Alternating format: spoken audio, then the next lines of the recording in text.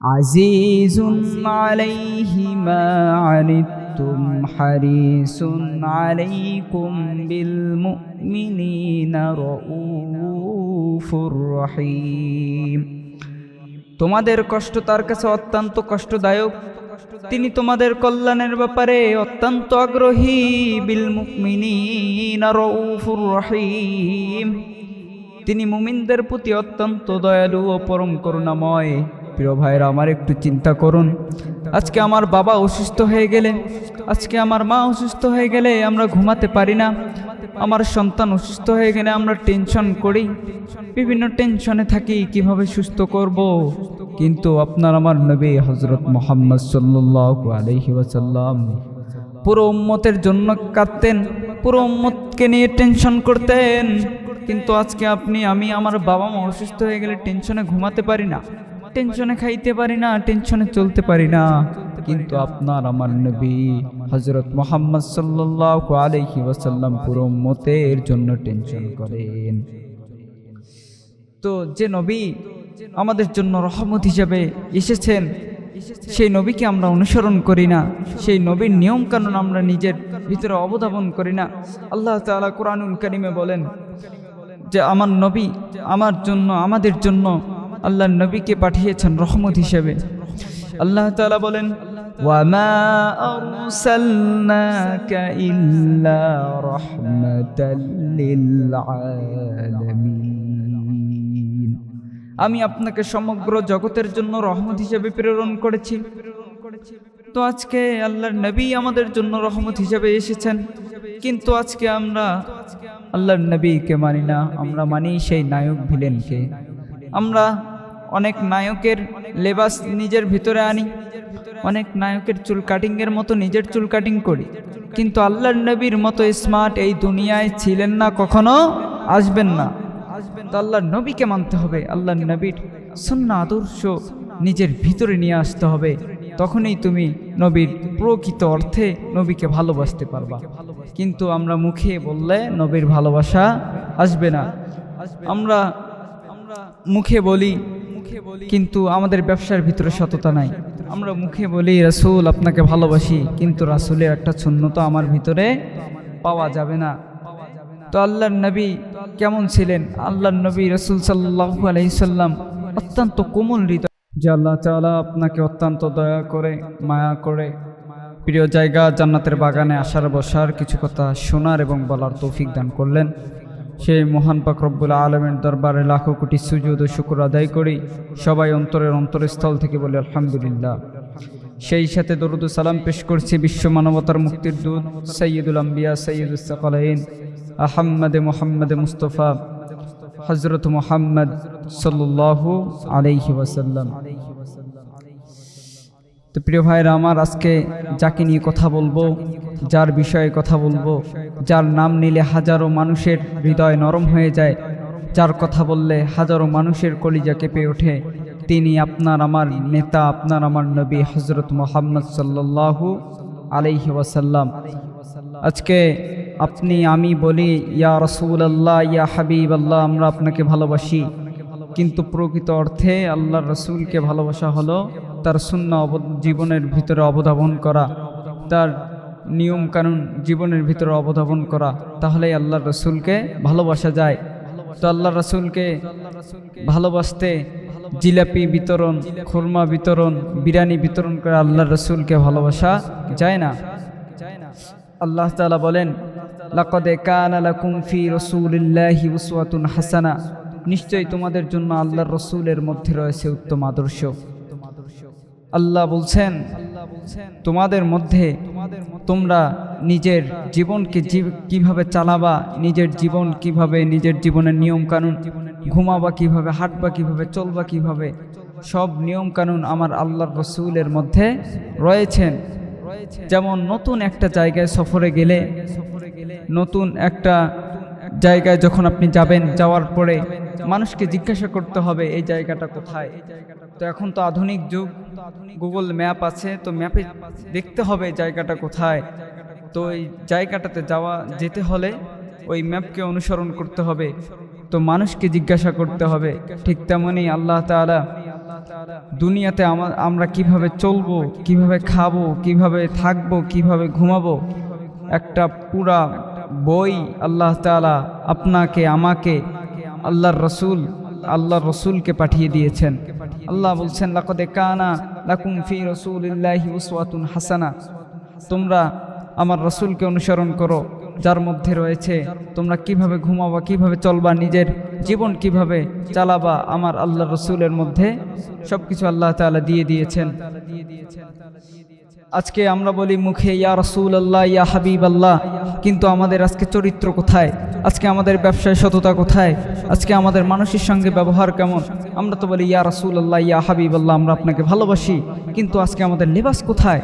যদি প্রকৃত অর্থে নবীকে ভালোবাসতে হয় তাহলে নবীর সুন্নাহ জীবনে অবলম্বন করতে হবে, নবীর যেই নিয়ম কানুন জীবনে নিয়ে আসতে হবে। তো আজকে আমাদের ব্যবহার কেমন? কেউ যদি আমাকে একটা গালি দেয়, আমি ডাবল গালি দেই। কেউ যদি আমার সঙ্গে খারাপ ব্যবহার করে, আমরা তার সঙ্গে দ্বিগুণ খারাপ ব্যবহার করি। কিন্তু আল্লাহর নবী রাসূল সাল্লাল্লাহু আলাইহি সাল্লাম ছিলেন উম্মতের কষ্টে কষ্ট পাওয়া মানুষ। তো আল্লাহ পাক রব্বুল আলামিন কোরআনুল কারীমে বলেন, আজিজুন আলাইহি মা আনিতুম হারিসুন আলাইকুম বিল মুমিনিনা রাউফুর রহিম। তোমাদের কষ্ট তার কাছে অত্যন্ত কষ্টদায়ক, তিনি তোমাদের কল্যাণের ব্যাপারে অত্যন্ত আগ্রহী। বিল মুমিনিনা রাউফুর রহিম, তিনি মুমিনদের প্রতি অত্যন্ত দয়ালু ও পরম করুণাময়। প্রিয় ভাইরা, আমার একটু চিন্তা করুন, আজকে আমার বাবা অসুস্থ হয়ে গেলে, আজকে আমার মা অসুস্থ হয়ে গেলে আমরা ঘুমাতে পারি না। আমার সন্তান অসুস্থ হয়ে গেলে আমরা টেনশন করি, বিভিন্ন টেনশনে থাকি কিভাবে সুস্থ করব। কিন্তু আপনার আমার নবী হযরত মুহাম্মদ সাল্লাল্লাহু আলাইহি ওয়াসাল্লাম পুরো উম্মতের জন্য কাঁদতেন, পুরো উম্মতকে নিয়ে টেনশন করতেন। কিন্তু আজকে আপনি আমি আমার বাবা মা অসুস্থ হয়ে গেলে টেনশনে ঘুমাতে পারি না, টেনশনে খাইতে পারি না, টেনশনে চলতে পারি না। কিন্তু আপনার আমার নবী হযরত মুহাম্মদ সাল্লাল্লাহু আলাইহি ওয়াসাল্লাম পুরো উম্মতের জন্য টেনশন করেন। তো যে নবী আমাদের জন্য রহমত হিসেবে এসেছেন, সেই নবীকে আমরা অনুসরণ করি না, সেই নবীর নিয়ম কানুন আমরা নিজের ভিতরে অবধাবন করি না। আল্লাহ তাআলা কোরআনুল কারীমে বলেন যে আমার নবী আমার জন্য, আমাদের জন্য আল্লাহর নবীকে পাঠিয়েছেন রহমত হিসেবে। আল্লাহ তাআলা বলেন, ওয়ামা আরসালনাকা ইল্লা রাহমাতাল লিল আলামিন, আমি আপনাকে সমগ্র জগতের জন্য রহমত হিসেবে প্রেরণ করেছি। তো আজকে আল্লাহর নবী আমাদের জন্য রহমত হিসেবে এসেছেন, কিন্তু আজকে আমরা আল্লাহর নবীকে মানি না, আমরা মানি সেই নায়ক ভিলেনকে। আমরা অনেক নায়কের লেবাস নিজের ভিতরে আনি, অনেক নায়কের চুল কাটিংয়ের মতো নিজের চুল কাটিং করি, কিন্তু আল্লাহর নবীর মতো স্মার্ট এই দুনিয়ায় ছিলেন না, কখনো আসবেন না। তো আল্লাহর নবীকে মানতে হবে, আল্লাহর নবীর সুন্নাহ আদর্শ নিজের ভিতরে নিয়ে আসতে হবে, তখনই তুমি নবীর প্রকৃত অর্থে নবীকে ভালোবাসতে পারবা। কিন্তু আমরা মুখে বললে নবীর ভালোবাসা আসবে না। আমরা মুখে বলি, কিন্তু আমাদের ব্যবসার ভিতরে সততা নাই। আমরা মুখে বলি রাসূল আপনাকে ভালোবাসি, কিন্তু রাসূলের একটা সুন্নত আমার ভিতরে পাওয়া যাবে না। তো আল্লাহর নবী কেমন ছিলেন? আল্লাহর নবী রাসূল সাল্লাল্লাহু আলাইহি সাল্লাম অত্যন্ত কোমল হৃদয়ের মানুষ ছিলেন। আল্লাহর নবী রাসূল সাল্লাল্লাহু আলাইহি ওয়াসাল্লাম মানুষের সঙ্গে কখনো খারাপ ব্যবহার করেন নাই। আল্লাহ তাআলা বলেন, ফাবিমা রাহমাতিম মিনাল্লাহি লিনতা লাহুম ওয়ালাউ কুনতা ফাযযান গালিযাল কলবি লাফাদ্দু মিন হাওলিক, আল্লাহর রহমতে আপনি তাদের প্রতি কোমল হয়েছিলেন। ওয়ালাউ কুনতা ফাযযান গালিযাল কলবি লাফাদ্দু মিন হাওলিক, আপনি যদি কঠোর হৃদয়ের হতেন তাহলে তারা আপনার চারপাশ থাকতো না, চারপাশে যেত না, আপনার সঙ্গে থাকতো না। তো আল্লাহর নবী রাসূল সাল্লাল্লাহু আলাইহি ওয়াসাল্লাম ছিলেন অত্যন্ত কোমল হৃদয়ের মানুষ, অত্যন্ত নরম হৃদয়ের মানুষ। আজকে আপনার আমার হৃদয় কেমন? আজকে কেউ যদি আমাকে নিয়ে মন্তব্য করে আমরা বলি দেখে নিব। কেউ যদি আমাকে নিয়ে ফেসবুকে একটা মন্তব্য করে তোর খবর আছে। তো আল্লাহর নবী রাসূল সাল্লাল্লাহু আলাইহি ওয়াসাল্লাম বলেছেন, কেউ যদি তোমার সঙ্গে খারাপ ব্যবহার করে তুমি তার সঙ্গে ভালো ব্যবহার করো। হযরতে আয়েশা রাদিয়াল্লাহু আনহা জিজ্ঞাসা করলেন, ইয়া রাসূলুল্লাহ, ইয়া হাবিবাল্লাহ, মানুষের সঙ্গে ভালো ব্যবহার করার গুরুত্ব কি? আল্লাহর রাসূল সাল্লাল্লাহু আলাইহি ওয়াসাল্লাম বললেন, যখন কেউ তোমার সঙ্গে খারাপ ব্যবহার করবে তখন তুমি ভালো ব্যবহার করো। কেউ তোমাকে গালি দিলে তুমি তাকে গালি দিও না, কারণ তুমি শুধু একজন মানুষই নও। তুমি শুধু একজন মানুষই নও, তুমি আমার উম্মত। সেই হিসেবে আল্লাহ রাসূল আমাদেরকে বলেছেন, তোমরা মানুষের সঙ্গে ভালো ব্যবহার করো। একদিন আল্লাহ রাসূল সাল্লাল্লাহু আলাইহি ওয়াসাল্লামের কাছে এক ব্যক্তির নামে খারাপ কথা বলা হলো, কিন্তু পরের সময় দেখা গেল আল্লাহ রাসূল সাল্লাল্লাহু আলাইহি ওয়াসাল্লামের কাছে ওই ব্যক্তি এসেছে।